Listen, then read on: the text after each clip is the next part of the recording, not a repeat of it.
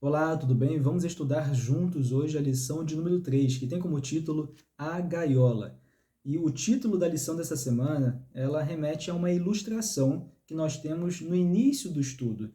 Uma ilustração retirada do livro A Ciência do Bom Viver, onde mostra a maneira que um pássaro ele é ensinado a aprender a cantar uma canção. De que maneira esse pássaro ele é ensinado?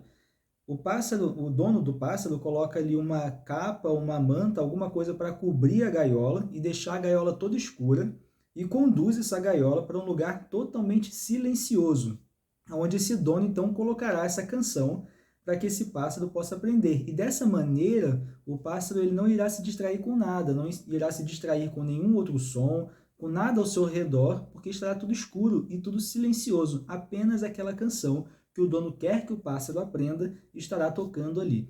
Então perceba que o dono do pássaro conduz literalmente o pássaro para as trevas, né? Um lugar onde o pássaro não enxergará nada, um lugar totalmente escuro, e a partir desse momento, né, o pássaro conseguirá aprender alguma coisa. Então, para que o pássaro aprenda essa canção, ele é conduzido pelo dono para as trevas. E aí nós temos uma analogia mostrando que o nosso Deus, muitas vezes, ele nos conduz realmente, né, às trevas, às provações, para que nós possamos aprender alguma coisa. Muitas vezes o próprio Deus nos conduz para as provações, para que possamos ter algumas lições, e é claro, a principal delas, né, que possamos compreender, né, o quanto nós dependemos de Deus, né, para termos a nossa fé fortalecida. Esse certamente é o principal desejo de Deus ao nos colocar em determinadas provações. E na palavra de Deus nós vemos em alguns momentos pessoas sendo conduzidas por Deus para as provações, para que Deus então ali ensine alguma lição, né? Deus conduzindo alguém para as trevas.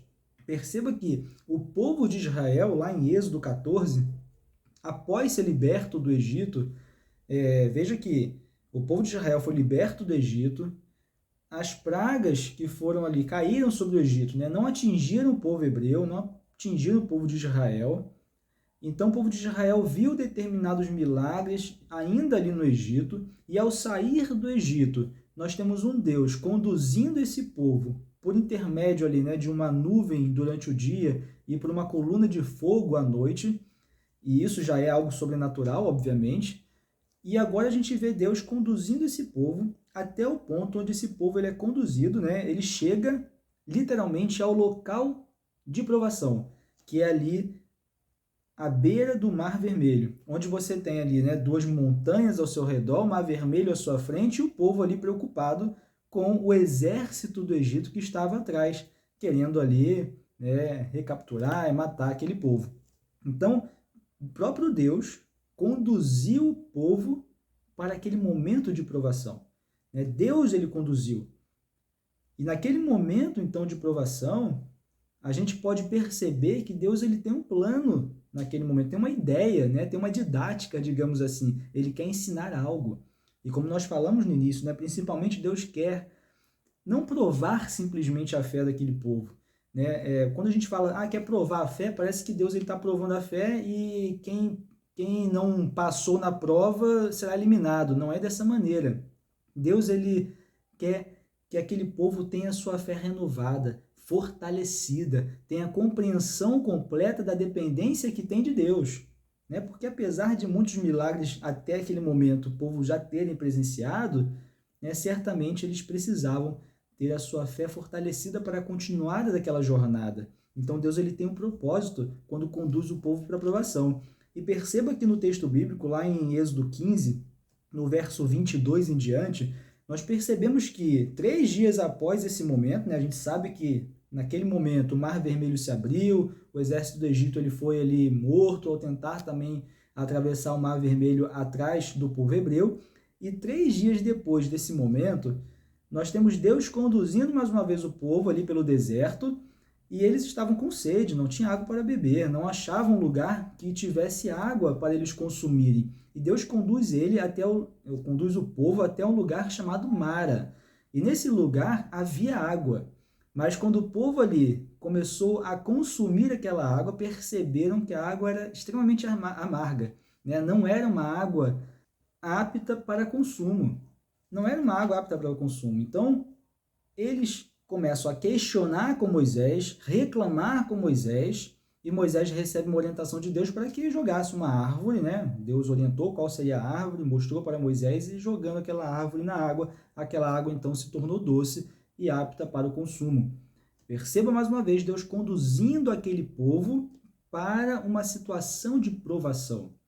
E algum tempo depois, um outro momento onde o povo também ali com sede, não vendo ali possibilidades de sanar a necessidade do consumo de água, Deus conduz esse povo até Refidim, onde não havia água ali, e mais uma vez o povo reclamando, questionando com Moisés, e aí, vamos beber o quê? O que é que vamos beber aqui? Cadê a água para nós consumirmos? Vamos morrer aqui nesse deserto? E mais uma vez, então, Deus orienta Moisés para ferir uma rocha, e daquela rocha, então, sairia água, e assim Moisés o fez. Mais uma vez, Deus conduzindo o povo para um momento de provação, com o objetivo de renovar, de fortalecer a fé, e, é claro, principalmente perceber, né, compreender completamente a dependência que temos de Deus. E perceba no verso 7 de Êxodo 17, onde nós temos esse momento, esse contexto ali de Refidim, onde Moisés fere a rocha e da rocha sai água. Perceba no verso 7 o que o povo diz, né? E chamou o nome daquele lugar Massá e Meribá, por causa da contenda dos filhos de Israel e porque tentaram o Senhor, dizendo: está o Senhor no meio de nós ou não? É o nome daquele lugar. Então, por conta desse questionamento que o povo fez, né? Será que o Senhor está no meio de nós ou não? E quantas vezes nós também, ao passar por provações, ao passar por momentos difíceis, ao passar pela treva da nossa vida, quantas vezes nós questionamos: está o Senhor no meio de nós ou não? Perceba que muitas questões que acontecem na nossa vida, o próprio Deus nos conduz para isso, para que possamos ter a nossa fé renovada, reafirmada.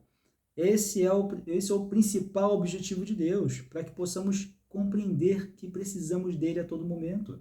Como nós falamos nas lições anteriores, Deus não causa sofrimento, ele não causa a provação em si, mas muitas das vezes ele nos conduz a essa provação com esse objetivo.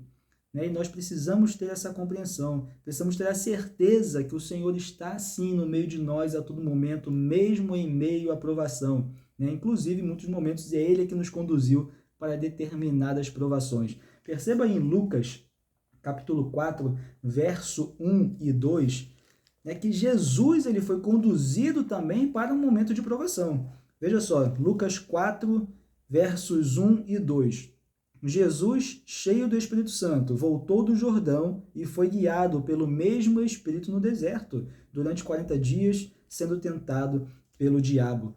Perceba que o próprio Espírito Santo conduziu Jesus para o deserto de tentação. Jesus ele foi conduzido pelo Espírito Santo para esse momento, porque havia ali, obviamente, no objetivo de Cristo estar aqui nessa terra, havia ali uma necessidade de passar por aquele momento. E o próprio Espírito Santo conduz Jesus na tentação. Veja que Jesus ele não foi presunçoso e se colocou na tentação, porque o meu Pai vai me guiar, vai me fortalecer, e ele se colocou na situação de tentação. Negativo. Ele foi conduzido pelo Espírito Santo para um momento de tentação. E é claro que a partir desse momento, nós percebemos, sabemos que Jesus ele venceu na cruz posteriormente, mas esse foi um momento crucial no ministério de Jesus aqui na Terra. Porque aqui nós podemos dizer que Jesus ele foi tentado em todas as coisas, assim como nós também somos. E assim como ele foi vitorioso, nós também podemos ser vitoriosos por meio da sua vitória. Ele venceu o diabo no deserto da tentação. E isso é excepcionalmente maravilhoso, porque, como eu falei, nós podemos compreender claramente que por meio da vitória de Jesus, nós também podemos ser vitoriosos, é claro, por intermédio da força que vem do Pai. E aqui, então, nós temos claramente, mais uma vez, alguém, e aqui o próprio Jesus, sendo conduzido para um momento de tentação.